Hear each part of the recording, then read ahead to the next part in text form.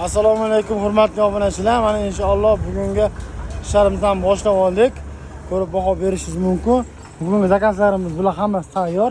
Dastlabki qilib chiqazib yuboryapmiz. Bu chiller chakalarimizga chiller sunupga qilishgan dimqodlarni ham o'zlari sunupga qo'yishadi. Traynoy, atvot, konus, atvot pirxotlari hammasi tayyor.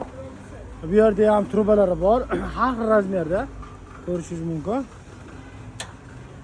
Bular hammasi tayyor, sunupga qilinsa bo'ldi. Yana bu yerda shashlik ko'rasi bor. Buni ham o'zlari o'rnatib olishadi. Bu trubalari. Bu esa asal chakamizning zakazlari.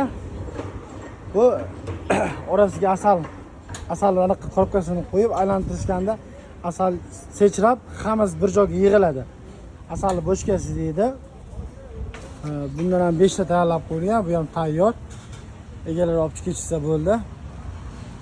Kimga qanaqa zakazlik kerak bo'lsa, inshaalloh tayyorlab beramiz.